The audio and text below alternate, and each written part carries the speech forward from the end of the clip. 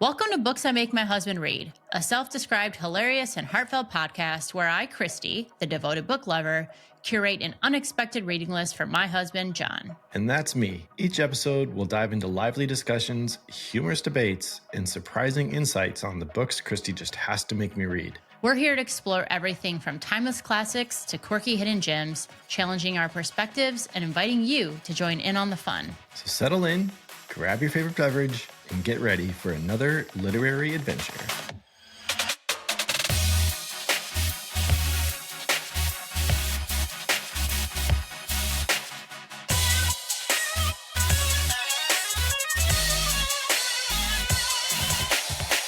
Hello, listeners, and welcome to Season 2, Episode 4 of Books I Make My Husband Read. I'm your host, Kristy. And I'm your co-host, John, the one that Kristy makes read all the books. This week we'll be discussing Rebel Witch by Kristen Ciccarelli, the exciting conclusion to the Crimson Moth duology, a novel in which love has never been so deadly. Indeed. I was excited to read this one. I loved Heartless Hunter last season, so I was very much looking forward to reading this book. Yes, it was your favorite book from last season. It was your favorite book from last year. Not The Women, which you read this year, but tried to say it wasn't your favorite last year. I did. Time is a messed up thing. It is. Before we get into our discussion on Rebel Witch, we wanted to remind listeners that the next two books in our lineup are The Family Experiment by John Marrs and The House in the Cerulean Sea by T.J. Klune. I'm glad you took that because I wasn't sure how to pronounce that name. So Cerulean. You're a designer. You don't know what cerulean is? Just because I know what it is doesn't mean I know how to pronounce it. It's true. I said tumultuous 14 times wrong last episode. We did. That T word. So, hey, remember, if you want to see our complete lineup of books, including The House in the Cerulean Sea, head over to our website, booksIMakeMyHusbandRead.com, or follow us on Instagram at booksIMakeMyHusbandRead.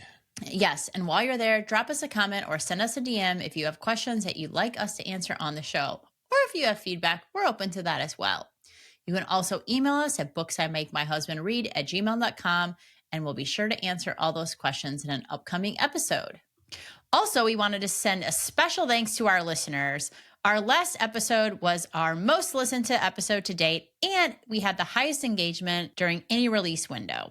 We really appreciate everyone giving our little podcast a listen, and we are so thankful to our listeners. Yeah, thank you, everybody. Really appreciate it. And, spread the love. If you enjoyed the podcast, let people know about it. And now for that spoiler-free book summary that y'all have come to love so much. The witch Rune Winters is on the run. Ever since the boy she loved, Gideon Sharp, revealed who she was and delivered her into enemy hands, everyone wants her dead. If Rune hopes to survive, she must ally herself with the cruel and dangerous Cressida Roseblood, who's planning to take back the Republic and reinstate a reign of witches, something Cressida needs Rune to accomplish. And as the witch hunter, it apparently wasn't enough for Rune to deceive Gideon. She's now betrayed him by allying herself with the witch who made his life a living hell. Gideon won't allow the Republic to fall to the witches and be plunged back into the nightmares of the past. In order to protect this new world he fought for, every last witch must die, especially Rune Winters. When Rune makes Gideon an offer he can't refuse, the two must pair up to accomplish dangerous goals. The more they're forced into each other's company, the more Gideon realizes the feelings he had for Rune aren't as dead and buried as he thought. Understatement. Now he's faced with a terrible choice. Sacrifice the girl he loves to stop a monster taking back power? Oh no! Or let Rune live and watch the world he fought so hard for burn. Okay then, anything beyond this point shall contain spoilers. I didn't think of a punny plot twist spilling thing, so I guess we're just going to continue to spill all the plot twists and then mop them up later. Yeah, I guess so. Better wring that mop out first. Anyway, that was cheesy. Spoiler alert ahead. So, tell me what you thought of this book. Well, actually, I went first last time. Are you sure? I'm pretty sure. You're pretty sure? Pretty sure. I'm like 82% sure. That's a B minus. That was a normal passing grade for me. Fair. Okay. Carry on. I like this book. I did not like it as much as Heartless Hunter. I feel like there were some things missing from it. I didn't like the time gap. It either needed to not happen or be longer, which we're going to get into. Again, it is a YA book, so I am not criticizing it for being what it is. But I felt as if Heartless Hunter was written a little bit more mature, and this one definitely read like a YA book. So again, I'm not faulting it for that, but it was just disappointing given I felt like the maturity in the narrative and the characters in Heartless Hunter compared to this. Sure, that's fair. So I liked it. I loved parts of it because I really enjoyed the characters. But again, if this was a standalone book, I think I wouldn't have liked it as much. But since it's a continuation, the duology, story of characters I already loved, I felt more generous to how I rated it or feel about it in general. Yeah, that's fair. For me, first off, I know this is a big no-no, but I freaking love the cover art of both of these books. It's beautiful. You're not wrong. I'm not wrong. I know that for once.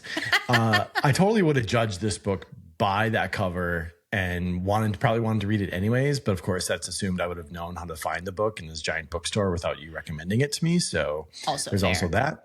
I really enjoyed this book. I love the world that Kristen Ciccarelli is building. I love that there's this like magic realism that I actually felt like it could exist in real life. Things like this could actually happen. I enjoyed most of the characters in this book, which we'll kind of get to. I loved that there was more magic in this book than I felt like there was in the first one, albeit some of it might be a little iffy if it could have been carried out or not by a particular person, which we'll also get to.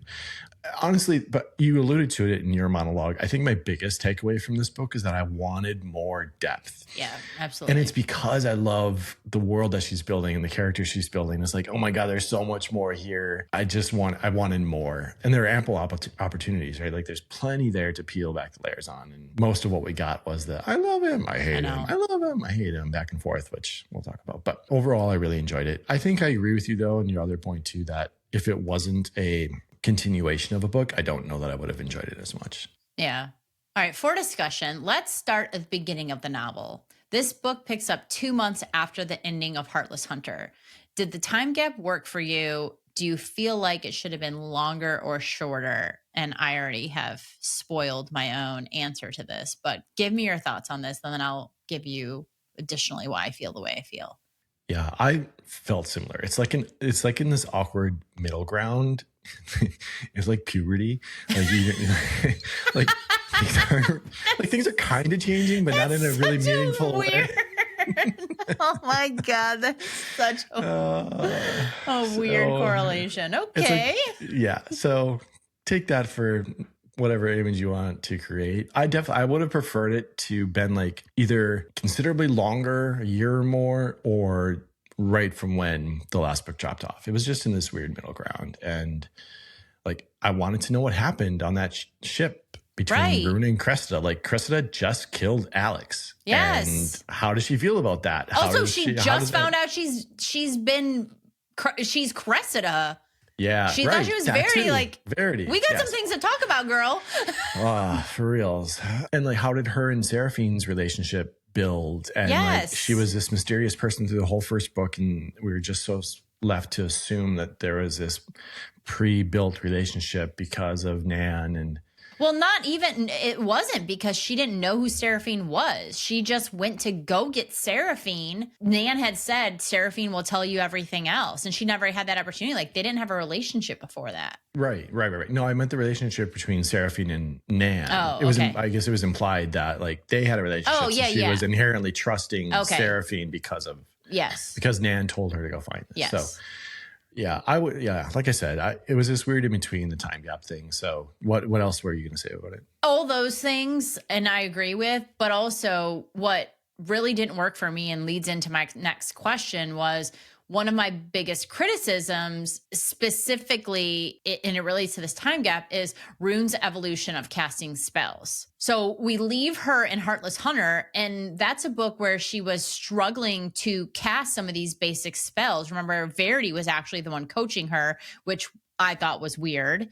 And then obviously checks out because we learned that Verity is actually a very powerful witch, but she's having trouble casting basic spells like Picklock. And then 2 months later, I don't care how much work she's been doing with Seraphine, she's suddenly, I don't want to say an expert necessarily, but she knows a lot more. She's extremely capable. And all the while, it's not like she had only dedicated time to work on these spells. She's hopefully having a conversation with Verity/Cressida and what the fuck happened. But also, like, she's trying to seduce and marry Soren and get him to get the army for Cressida. So there's a lot going on with her.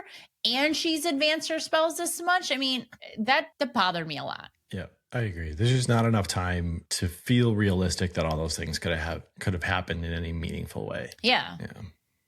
So another problem with the 2-month time gap for me was Rune and Cressida's relationship, which I've pretty much alluded to. Like, what was that like? Did they talk? Did they have a moment? I mean, they were best friends, or at least Rune thought they were best. I mean, are really good friends. I guess maybe Alex is her best friend, but sure. I feel like Rune had to care about her on some level or to some degree.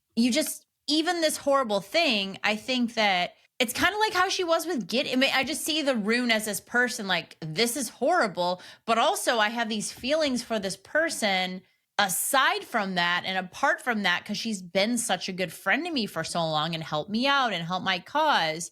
For her just to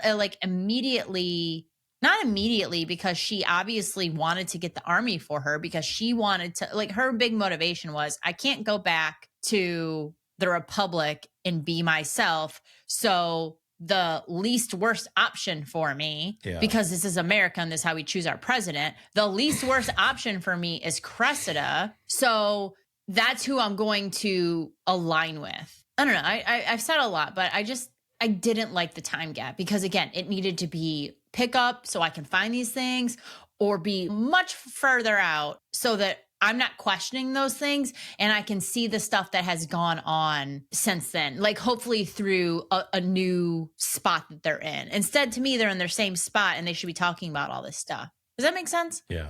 Yeah, it makes total sense. For someone who plays a major role in this book, major role, we don't get to see a lot of Cressida on the pages. What did you think of this? And do you think it was too easy for our heroes to defeat her? Way too easy. Way too easy. I was very annoyed by that. Yeah. The entire second part of the book, I wanted so much more of Cressida, and we really didn't get anything. Well, really through the first 2 parts of the book, we didn't get a lot of Cressida. She's like supposed to be this all-powerful witch, and we're just supposed to believe that she couldn't figure out where Rune and Gideon were. That was hard to buy. I read it at first because I got an early copy. Thank you, Melmo Public Relations. And then I remember when I was listening to it after it was released in preparation for this episode, I thought, maybe I missed something. Like, maybe something happened at the end when they're at the ruins or whatever. I thought maybe I missed something, and it was more difficult than I thought, but it wasn't. No, it wasn't. Speaking of the ending, like, it was hard to buy that Rune could defeat her, especially in how she did it, right? By like breaking the spell that Cressida had basically baked within Gideon in his brand. His brand. Yeah, thanks. Yeah. And then at the same time, like placing essentially an invincibility spell on Gideon, all while she's being whipped to death by Cressida in this time period. It was well, I mean, a little the too whipping far happened before. It did, but she placed she was doing those spells during that time while she's getting whipped, and then it didn't come through to the end what we don't the spells see were what that she happened was, right. did until the end. But she like reversed it. So instead of being completely under Cressida's control and influence, he was the exact opposite. Cressida couldn't touch him. So I know you got to create drama, and maybe it's a YA thing. Maybe it's just part of the nature of being in that type of book. But I wanted so much more villainy and evilness. And like, I just wanted so much more of that darkness in this book from Cressida in particular. Yes. Totally. What did you think? Any other thoughts on she's just such a cool character. Like, I just wanted so much more. I wanted her to be, an evil queen and do some terrible things. Yeah. And I mean, she doesn't do some great things, but they're very small. I mean, we're going to get to this, but also a criticism of mine in the book is like 3/4 of this book is Gideon and Rune miscommunicating. The other quarter is everything else that happens. Yeah. Yeah. And that really irritated me because they go from the Republic rule to Cressida comes in and has this coup, and she's in power a very short period of time, then easily gets defeated. And now they have like this essentially like pseudo democracy. Yeah. In like 10 pages. Right. Exactly. Or 30 minutes of audio. Yeah, so that bothered me because it just felt a little immature compared to I felt how well written. And I'm not criticizing the writing because the prose is actually fine. It's the depth of it. Oh, yeah. You know what I mean? Like, there's a surface layer. We're not communicating. These people come in and there's a little bit of fighting and then everything wraps up like with a neat little bow. Like, that's what it felt like to me. Yeah. It's really that the whole miscommunication trope was really the main reason I gave it 4 stars instead of 5 this book. I think it was hands down the most annoying part of the book. Yeah. Again, I think miscommunication can go on for the entirety of a book. Don't get me wrong, but it can't go on for the entirety of a book when it's a 2-book series. Sure. This is a duology. I mean, we got to wrap things up. Let's go. Wrap it up. Wrap it up. Yeah, agreed. So I know in Heartless Hunter, we both enjoyed the aspects of this being more of a magical realism book than fantasy. Do you feel like this translated well into the second book, or do you feel like there were aspects of the book that drifted it into a completely fantastical universe? I did. I thought the worlds felt very real, not overly towards fantasy. They were riding horseback and traveling by boat and trains. There were kings and I don't know why royal when you armies said and riding horseback, I just thought of like a romance book with some strong man on the cover with his shirt off, yes. and his long hair blowing in the wind. Fabio, sorry, Fabio, that was. I had to get that out. Oh, that's my funny. mom read a lot of books by Fabio or with Fabio. I'm sure they were great. Anyway, sorry, I totally cut you off. That's okay. That was necessary, though. I get it. I understand. I thought the world was real. I still felt there were tangible things that I could relate to and picture in our world. Even in the introduction of the ancients, I felt like it was possible. Like they felt just as real as in this world as witches could be. So I felt it was still very much like I could picture it in our real world. I didn't go full fantasy on this one. Did you? I think that's fair. The ancients for me, I kind of went back and forth. I'm like, I guess. I don't know. I mean, you could say that the same thing about the witches, though, too, and witchcraft and the magic of that. Like, it felt in that same vein. It didn't feel over the top from that. That's fair. That's fair. Yes. It's not a competition. Oh, yeah, right. As it did in Heartless Hunter, I feel that sacrifice played a huge role in this story. What do you think about the sacrifices that both Rune and Gideon made? So I actually felt that Gideon was sacrificed more throughout the book, especially in comparison to the first book. And what I mean by that is really from the book's opening, he's having to prove his loyalty to the Republic. Each decision that he made really throughout the book, he was choosing Rune over the life that he had been building and protecting up to that point, everything he supposedly stood for, but he was starting to really question Rune. On the other hand, I felt like in this book, it was more about survival for her than it was like sacrifice. That said, obviously she makes the ultimate sacrifice like, in the end of the book. I was getting that. She makes the ultimate sacrifice in the end of the book. And I guess she's being lashed by Cressida. She's willing to take death in order to try and save Gideon. I guess that's a sacrifice too. You know what? I take back what I said. I was wrong about everything. They're both equally sacrificial. There was still a lot. I think maybe what I was trying to allude to was that like some of the sacrifice felt like it was maybe getting lost through the miscommunication trope because there was so much of it. That's fair. That's a really good observation. Just couldn't grasp it because that kept going on and on. So I think that's a great observation. Not just maybe to a maybe not to a reader, but to each other. And the level of the sacrifice that they're making. Yeah. I don't know if you meant to like the reader, but I think to each other in the book. Yeah. In the like the context of their characters. I think that's really that's a really good observation. What about you? Yeah, I think that we see both of them. I mean, not just the ultimate sacrifice as Rune does at the end of the book. And then on, the other hand, we see Gideon multiple times. I mean, going to the train station, staying behind when they were at the house trying to get Sybil's child. I mean, there's a bunch of instances where, like you said, he is really changing his loyalty to Team Rune versus Team Republic and making these sacrifices for her. And because he loves her, even though he's trying to convince himself that he doesn't. Over and over and over again. Right. So I thought as I was reading along that it was pretty obvious that Rune was going to be the missing Roseblood sister pretty early on in the book. How did you feel learning more about her backstory? In general, I was really intrigued about Rune's backstory, especially when Seraphine was telling Rune, how she was hidden from the previous Witch Queen at birth, how Nan was originally reluctant to even take her in. She didn't really want kids.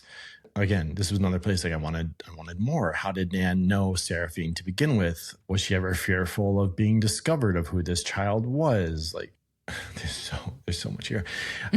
Like, even to the point where is that the reason that Cressida became Verity, because she kind of knew, or at least had like an inclination that Rune was in the bloodline? Like, is that one of the other things I was really hoping to get out of this book and Rune's backstory was how or when did she start to act as the Crimson Moth? I wanted to know that piece of her story, and we just never got any of that. And so I wish she would have spent more time on those things and less time on the miscommunication piece. But I know we're going to beat that horse dead a handful of times this episode. So I enjoyed the pieces we got, and again, I wanted more. Yeah, I absolutely agree with that. I wanted more about Nan's story, like you were saying, and I thought that might play more of a role in this book. I also wanted to know more about Seraphine. Totally. I mean, I feel like there's these tiny moments where you hear, this is in book 1 too, or in Heartless book Hunter also. They talk about how young she looks, and she's supposed to be the same age as Nan, who is also I see as like a grandma, looking to Rune the way she describes Nan. Yep. And, we know she's a witch. She seems like she's very, like, there's just like these small things. And then boom, she's an ancient. Right. And I don't even, and maybe I need to go back and reread Heartless Hunter, but I don't even think the ancients played a real part or were mentioned that much in the first book. And then all of a sudden we get a bunch of these like little snippets. Yes. In the beginning of the chapters. And I was like, oh, well, obviously the ancients are going to play a big part because they were mentioned over and over. And it just felt like new information. Again, there was so much here, and I wanted the series to be longer because there could be so much more. Yeah. I think it still could have been 2 books. I just spend less time on a particular topic. Which will not be named any longer. So speaking and giving us a little bit more, a few times in the book, we are given the impression that Rune has the powers of a Sybil, which means that she can see into the future. Do you think that she is, and do you think this leaves the story open for additional novels in the future? I actually wasn't sure what you meant by this question referring to, like, I don't So she sees her and Gideon's children Oh, yeah. Okay. like multiple times. And like when she was trying to discover who the Sybil was, and then, or not who the Sybil was, but who the lost sister is. And then it winds up being her, but Gideon's the only one that knows that then. Is that? no, like specifically, she has a couple of visions where she thinks she just has, she doesn't even call it a vision. Like she just has this thought where she sees herself in the future with children, 3 kids, and she realizes they're Gideon's kid, her and Gideon's kids, but she thinks it's just like a daydream. Oh, okay. But it's actually a vision. I see. Yeah. Okay. Right. I mean, obviously there's a ton that could play future novels here. Like even just the way the book ended with like this new government, and she's a member of the parliament now or whatever. Yeah. And it's like, what's that going to be like? How does their relationship, like, what does that new world look like? What sort of channel? Like, so I absolutely think there's opportunities for future novels here, even outside of her just being sort of a future seer, Sybil. Yeah, I think there's opportunity for that. I think there's opportunity for a prologue and like you're saying, how did she become the Crimson Maw? Yeah. I would love to hear that story. I would love to hear the fall of the Republic or not the Republic, the regime was before the Republic took over. Kristen Ciccarelli has said that she would love to revisit these characters in the future. So I would love you too also. Please. So I definitely think that, and again, I don't think it hinges on is Rune a Sybil. I think there's enough here that could be a ton of different things. I think it hinges on her listening to this podcast and discovering that we want more from these characters, and then she'll write more. I mean, I wouldn't be mad about that. I'm not going to say I'm upset if she does. Oh, that's funny. Okay, so I have to ask you, who the heck is Antonio? Antonio Banderas. Not that Antonio. Oh. So Rune comments that he has a scent to him, which we know is a tell for witches. Like they all have specific scents, but we never get any further indication about him. And did you have any thoughts on his character? I have a few, but I'll let you go first. Oh, thanks. How generous. That's how the podcast works. I caught the scent comment right away. Obviously, I thought he was a witch sort of disguised and sent by Cressida. I thought he was going to be sort of like a dark soldier kind of thing. A plant. But then he winds up helping Gideon with his gunshot wound. The way he talks to him later that evening as he's healing. There was a part when Seraphine shows up and they like exchange that little recognition or acknowledgement of one another really subtly. It was like a couple of words, but I figured Antonio couldn't just be a passive character anymore. Like he was going to play a larger role.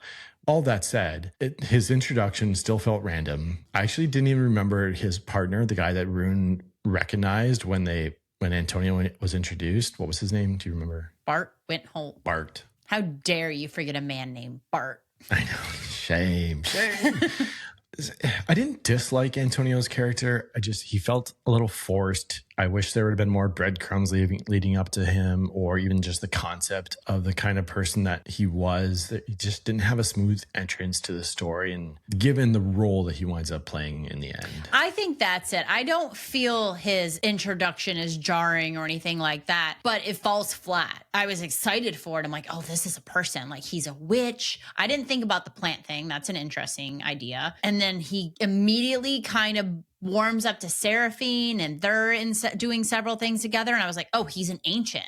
I thought when we see Seraphine kind of like walk off into her bright future at the end, I thought he was going to like walk off with her, because he says to Rune, if we don't, the people we love in this life, if it doesn't wind up working up. Yeah, like we'll meet them in the second, which Rune says to Gideon at the end. And I was like tearing when she says, find me in the next world. I was like, oh God, find her, Gideon. Although I knew she had to come back to life. That seemed pretty obvious too, but it was still a very sad moment. I cried both times. See, I actually didn't think it was that obvious because I knew this was the end of the, like, I knew this was a 2-part book. So, like, I let myself believe that she was going to die. I knew someone had to come back from the dead. That's how they talked about the first book.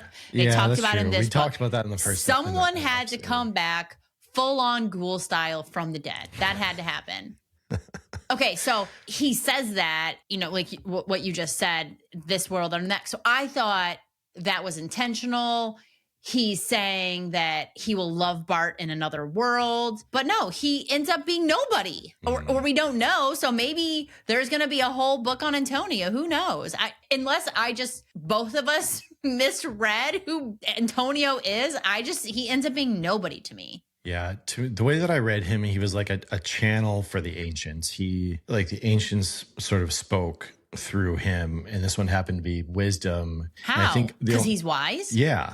Oh. Yeah, the way that he spoke about things and the way he communicated. And I think... Okay, that's fair. The only reason is the curse. Seraphine wouldn't exist without the curse, or wouldn't exist in their world without the curse that she was trying to break. And so I think the other ancients are channeled through people like Antonio is the way that I read that. Okay. That's interesting. Thanks. So speaking of the ancients, did you suspect that Seraphine was going to be an ancient? And then what clues led you there? Not exactly. I mean, I figured she was obviously someone special, all from the first book. I figured she was someone more than just a witch, but I mean, the idea of ancients weren't really introduced until part 3. Right. I don't think you get a lot of time to think about it. Right, exactly. So because we spend so much time miscommunicating. Again. I had one more in me. And yeah, I mean, by the time they were actually introduced, sure, I had a suspicion that she was, especially when Rune was explaining how she looks the same that she did years ago, and her relationship Nan, stuff like that. So again, I love this world so much. I just wanted so much more. What was your take on Seraphine? Like you, I knew she had to be someone. There's enough breadcrumbs, but we don't hear about the ancients till a little into the book, and then not enough. They were like, oh, these ancients are going to play a big role, because we don't hear about them during the first book. Not enough that I feel like as a reader, you're looking for it. Yeah. So I was waiting for something. I didn't think she, was going to be this person who's been essentially just hanging around waiting for the right time to do this thing, because we don't know. I just, More, please. More. If you recall back to our first episode on Heartless Hunter, you'll remember that we debated whether Gideon was the true Heartless Hunter or if it was actually Rune, given that the book was released as the Crimson Moth in other parts of the world. And our second book, Rebel Witch, we see Gideon actually being the rebel while Rune is the witch. Do you think this double entendre is intentional? I think it's absolutely intentional. I actually think, in a way, Gideon in this book almost kind of becomes a variation of the Crimson Moth in his own kind of weird way, like through his constant efforts to conceal Rune and help her escape through all of her situations, like the dressing room, the boiler room on the ship, or the when they're escaping the castle to save the Sybil's daughter. Like all these instances, he's actually helping her escape the way that the Crimson Moth would help witches escape in the first book. So I thought that was kind of interesting. But stepping back, like all these characters, honestly, you could consider rebels. They were all rebelling against Cressida, or like they were rebelling against like swapping out one evil for another. Essentially, they were kind of desiring a whole new world that hadn't existed yet. As I'm talking, I'm like, is Seraphine the rebel witch? She's the only one not doing what you're saying. She's not swapping one reality for another because that's the one she wants to live in. She's trying to correct an old wrong, really. And then, essentially like go on into greater pastures. Yeah. Yeah. I like that theory. I don't think that's really what Kristen Ciccarelli meant when she named it Rebel Witch, but we can have her own. I love talking about it as if we know. Yeah, totally. This is what she meant for sure. 100%. Do not doubt us. Do not doubt us. Stamped approval. We read. Oh, goodness. So anyway, I think you could apply that piece to a lot of the characters and a lot of the things. Honestly, I think we could apply that to a lot of the things in our real world these days now. Things like we want to be rebels against the certain witches of the real world. You're so kind. Anyway, Burn it down. Burn it down. Did you think that was a double entendre or intentional? I don't know. I mean, I brought it up. I just thought it was really interesting because we talked about that specifically about the title. Yeah. Who is the real Heartless Hunter? Why is it Crimson Moth in the UK and I think other places versus Heartless Hunter? But I also think it could mean other things. And maybe that's intentional, that it can mean what the reader kind of like wants it to mean. So we love books. Yes, absolutely. Something fun we did a couple of times in season 1 was casting characters if this was adapted into a film. Shit. So who would you cast as Gideon and Rune, or any other characters that you would like to cast? That's the end of the question. I don't know why my inflection was wrong. That's the end. Okay, so clarity. Am I allowed to pick actors that you don't know, or do I have to pick people that you do know because you're so angry about that in the last time? Okay, time we did this. So angry that we've never done it again. That's not true.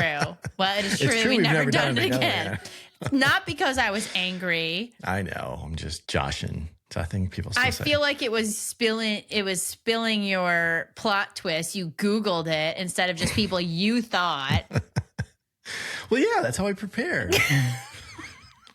Thanks, Google. So you can't cast someone just based on Googling them. Like, you have to know their body of work. Well, sure. Like, yes, fair. Thank you. With that said, I have a couple of options. Okay. Now, for Rune, first okay. I'll Also, start I just want to say that there is a strong chance I'm not going to know who these people are, even if they are very popular, because I am just not good at those things. So understood. I tried to be more mindful of that with my choices this time around. So, okay.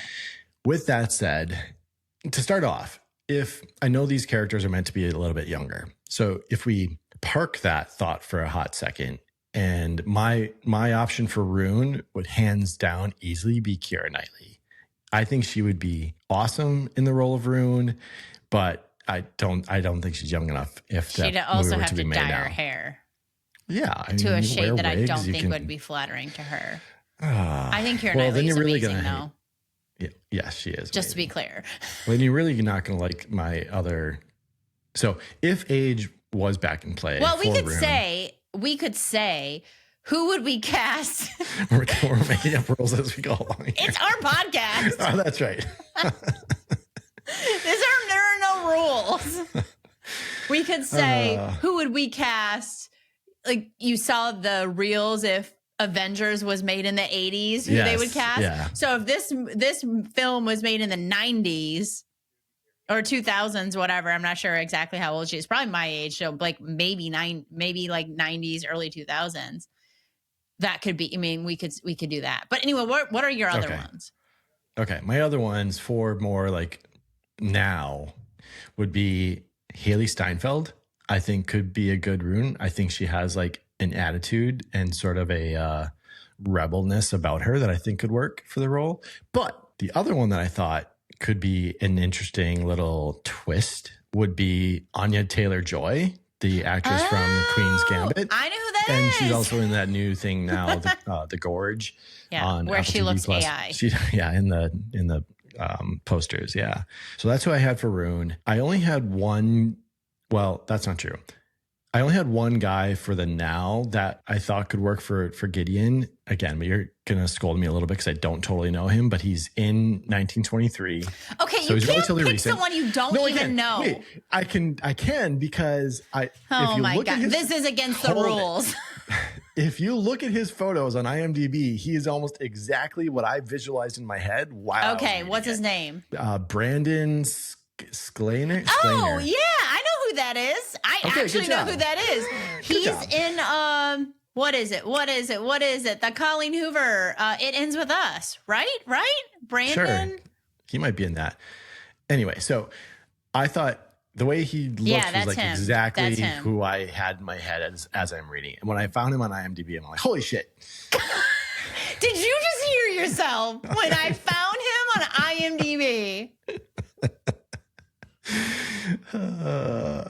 Yeah, I did. Okay, so park him. If we go back to if this was made in the 90s bit, I also thought like a Tom Hardy or a Michael B. Jordan could be like really cool characters. Oh, Michael B. Jordan too. would be chef's kiss. He would be legit good. So that's who I got. Thanks for playing. Thanks for participating. Okay, so my option for Rune is Sydney Sweeney. Oh yeah. Okay. Solid. I don't actually feel like I have a great option for Gideon, but I think Kate Blanchett should be Cressida Roseblood. That's pretty good. Right? Yeah. I was like, that's a perfect choice in my opinion. So I couldn't get off that. I couldn't think of anyone. The person I kept coming back to for Gideon, again, this would be much earlier, was Theo James. Oh, okay. All right. I buy it. Do you know who that is? I do. Okay. I do. Just checking. You never know. Yeah, I know. I was surprised you know who Anya Taylor-Joy was. So good job. Well, I know who she is because I read The Queen's Gambit, which is a great book, and then I watched the series after I read it. And so yeah. I know things. You do know things, just not many pop culture things. That's why we have other friends for that at trivia. That is true. That's not my strong suit. Yeah, me neither. Anyway, that was fun. I'm glad you brought that back into this mix. Yeah. So do you have any final thoughts on the book? And of course, always, would you recommend this to our listeners? I would. Just go in knowing that you'll be annoyed by the miscommunication trope. But if you can get past that, there's still a lot of really good writing and storytelling. And you have to read Heartless Hunter, though. It's not a book you can read. You definitely have to read the first book before. Yeah. Yep. It's not a standalone. 100%. But they're pretty short. Yeah. Yeah. I would recommend. Yeah. That was a great pitch. Yeah, thanks. I was just trying to think how I wouldn't repeat myself from things I've already kind of said through the episode, but I enjoyed the characters. I enjoyed the dynamic. I enjoyed sort of the unveiling of things. If you keep in mind that it's a YA book, then I think it's really enjoyable. If you're looking for more out of it, you might just be slightly disappointed. But again, I gave it 4 stars and then I enjoyed it. Would you recommend this book to our listening audience? Yeah, of course. I do think that just despite, again, I think we're being a little nitpicky for the purpose of conversation and to have fun.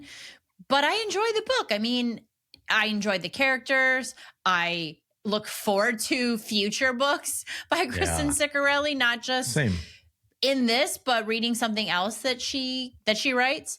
And yeah, I really enjoyed it. Nice. I would absolutely recommend it. You have to read Heartless Hunter first. I do think Heartless Hunter is the better of the 2 books. Yep. If I'm going to rate them, but I felt good about reading it. I enjoyed it. And not the total, a little too cherry on top, wrapped up in a bow for me. But again, I think that's more like the YA. Yeah, agreed. You know, everyone makes it to the end. I need some people to die. I know. I needed more villainy, more evil, more dark. I need more evil. Yes.